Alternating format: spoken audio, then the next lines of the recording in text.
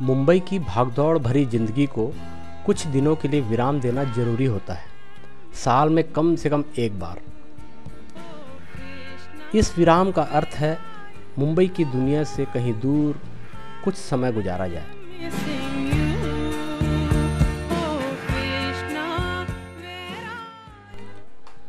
Kanha national park और बांधवगढ़, इन दो में से एक को चुनना था और अंततः हमने बांधवगढ़ नेशनल पार्क को चुना।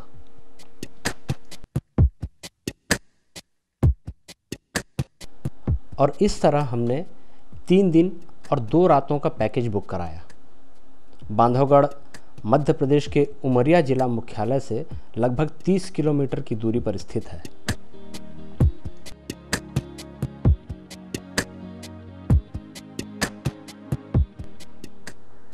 मुंबई से हम जबलपुर पहुंचे। कुछ क्षण विश्राम के बाद कार से बांधवगढ़ के लिए रवाना हो गए। हमारे साथ बलदेव अंकल का छोटा बेटा दुर्गेश और उसका परिवार साथ हो लिया।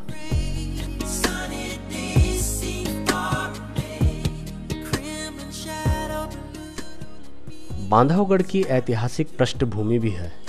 किसी समय यह क्षेत्र रीवा राज्य के अधीन हुआ करता था।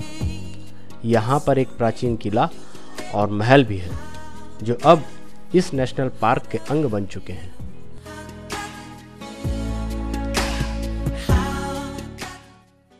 इनके अवशेष आज भी हम देख सकते हैं। लगभग 500 वर्ग किलोमीटर में फैला हुआ यह क्षेत्र कभी सफ़ेद बागों के लिए प्रसिद्ध हुआ करता था।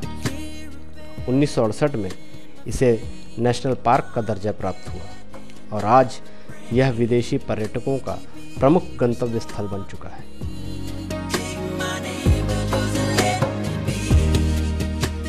हालांकि हमने पट्टेदार शेरों को नहीं देखा, फिर भी बांधवगढ़ में हमने आश्चर्यजनक ढंग से 2 रातें काटी। ट्री हाउस पर रहने का आनंद जीवन का एक अभूतपूर्व एवं रोमांचकारी अनुभव था।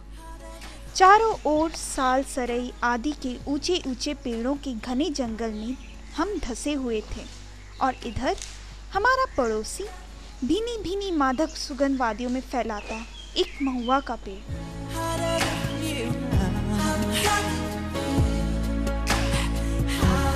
सही अर्थों में हमने जानवरों की रहस्यमयी दुनिया में सदा याद रहने वाले पल गुजारे।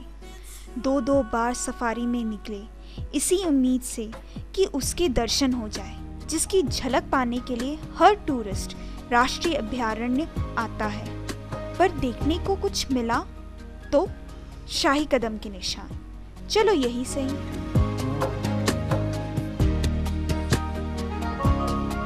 खैर, कुल मिलाकर बांधवगढ़ में बिताए हर पल को हम खट्टी मीठी यादों के साथ संजोकर रखेंगे।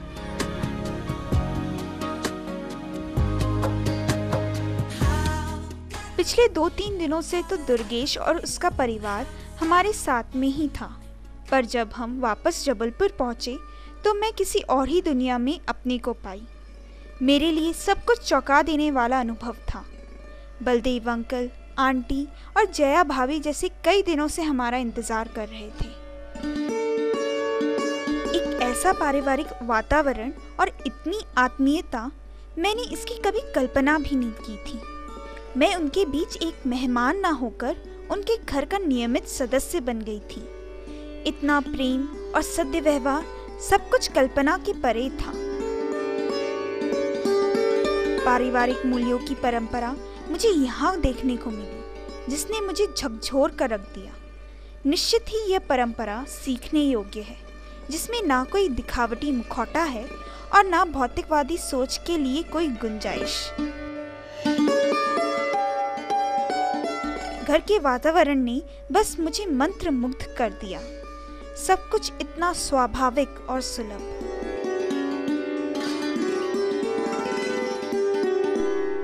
मैंने जबलपुर में बलदेव अंकल के साथ बहुत ही बेहतरीन क्षण गुजारे। मेरे लिए तो समय जैसे थम सा गया था।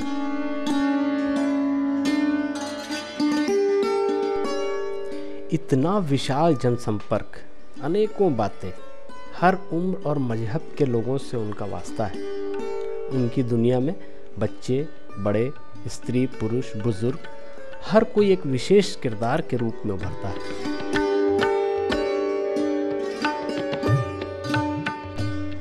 नाना से बलदेव अंकल के बारे में काफ़ी कुछ सुन रखा था और एक दो बार मुंबई में उनसे मिल भी चुका था, पर यहाँ आकर उनका जो व्यक्तित्व मेरे सामने आया, मेरी समझ के परे था। एक साधारण व्यक्ति से तो उनकी तुलना हो ही नहीं सकती। उनके परिवार के अतिरिक्त उन्होंने अपनी एक अलग ही दुनिया बना रखा है। वह मुझे यहाँ आकर पता चला।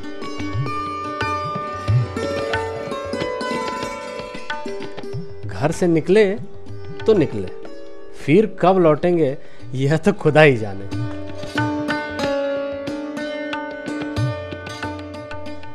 नाना के साथ उनका संबंध लगभग 50 वर्षों का है और इस दुनिया में प्रायः सब कुछ बदल गया है, यहाँ तक कि अंकल का डील डॉल भी। वरना तो अंदर से लगता है कि वे आज भी वही हैं जो तब थे जब नाना से उनकी पहली मुलाकात हुई थी।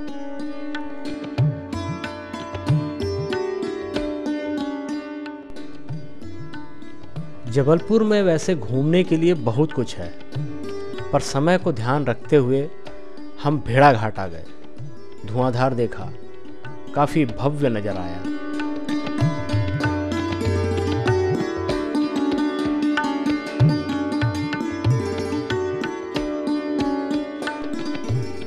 यहाँ पर हमने बोटिंग भी की।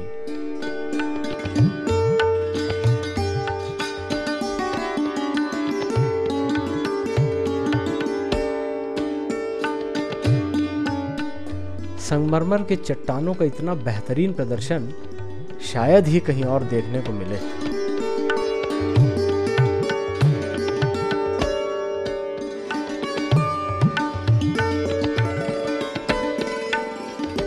बलदेव अंकल के घर की सुमधुर यादों के साथ हम भिलाई पहुंचे, यह सोचकर कि अम्मा नाना के साथ 2 दिन व्यतीत करेंगे। उपेन और नाना आपस में कुछ चर्चा कर ही रहे थे और अचानक नैनपुर जाने का प्रोग्राम बन गया। इस प्रकार दूसरे दिन तड़के हम कार से नैनपुर के लिए रवाना हो गए।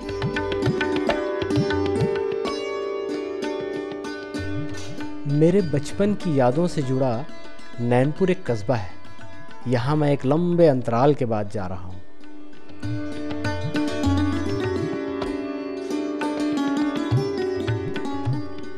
नैनपुर का नाम आते ही मन में कुछ उथल पुथल सी होने लगती है।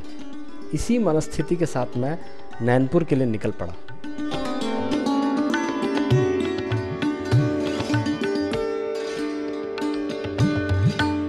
नाना ड्राइव कर रहे थे। उनकी चुस्ती और फुर्ती कमाल की है। वे लगातार गाड़ी चलाए जा रहे थे। इस उम्र में उनके चेहरे पर थकान का कोई नामो निशान ना था।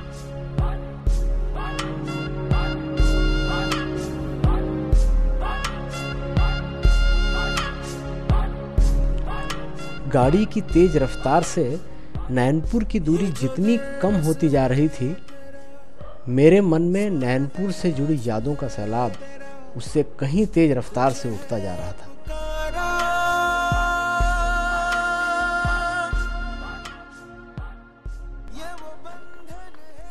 बालाघाट पार करते ही छोटे छोटे गांवों के बीच से गुजरती गाड़ी और चारों ओर घने जंगल का आवरण बेहद रोमांच पैदा कर रहा था। तुझे है पुकारा, ये वो बंधन है। दोपहर 12 बजे हम नैनपुर की सरहद पर थे। नैनपुर अभी भी वैसा ही था जैसा मैं पिछले दिनों छोड़ गया था। मेरी आंखें हर पल उन नज़ारों को तलाश रही थी जो मेरी यादों के पिटारे में बंद थे।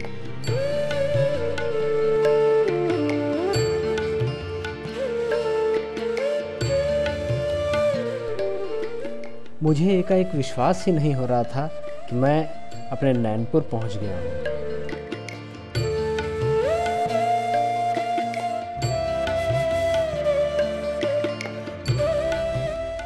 नैनपुर में प्रवेश किए तो मैंने पाया कि यह एक छोटा सा कस्बा है। मुंबई की जिंदगी से एकदम हटकर यहाँ का वातावरण था। ना भीड़, ना गाड़ियों की रफ्तार और ना लोगों की भागदौड़। जिंदगी यहाँ रेंग सी रही थी। मेरी नज़र उन सब का जायजा ले रही थी जो कुछ मैंने सचिन अन्ना और उपेन से नैनपुर के बारे में सुन रखा था।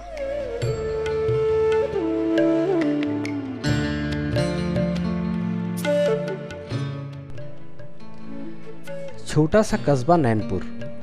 पहली नज़र में जो बड़ा परिवर्तन दिखा, रेलवे का स्टीम इंजन नदारद, लोको शेड वीरान पड़ा हुआ था।